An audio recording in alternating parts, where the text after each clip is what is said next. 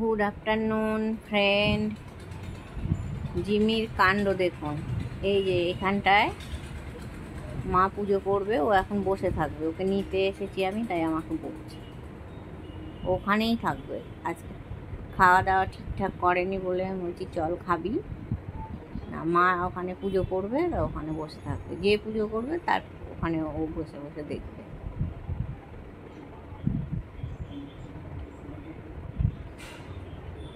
মা যতক্ষণ থাকবে ওখানে ও ওখানেই বসে থাকবে। আর আমি ঢুকলে তো কঠিন অত্যাচার করে আমাকে। মাথায় উঠে পড়ে ক্লিপ টেনে নিয়ে চলে যাবে, ঘাড়ে উঠে। এখন জিমির অবস্থা এই যে, এখন যে ঠাকুর ঘরে ঢুকবে ও ঠাকুর ঘরের সামনে বসে থাকবে। ওই যে ফাঁক পেলে ঢুকবে ঠাকুর ঘরেও, ঢুকে হয়তো চলে আসে। জিমির অবস্থা।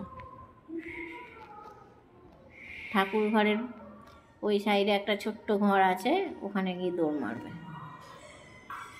এই যে এখন মা পুজো করতে বসেছে, ও তাই ওখানে চুপ করে বসে আছে, দেখছে। রোজ আমি ঢুকলে আমারও তাই করায়, কিন্তু আমার আবার ঘাড়ে উঠে যায় বলে আমি দরজাটা লাগিয়ে দিই। হ্যাঁ, যেই ঠাকুর ঘরে আমি প্রণাম করতে ঢুকবো ও আমার ঘাড়ে উঠে যাবে। ঘাড়ে উঠে গিয়ে চুল টানবে, করবে, কিছুতেই প্রণাম করতে দিবে না। সেই জন্য আমি দরজাটা লাগিয়ে দিই, ও দরজার বাইরে বসে থাকে। আর মা পুজো করলে দরজা খোলাই থাকে, ও বাইরে চুপ করে বসে আছে। জিমি, মোটু, মতু, এদিকে তাকা, এদিকে তাকা।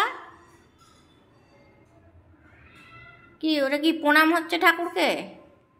জিমি, ওটা কি ঠাকুরকে প্রণাম করছো তুমি?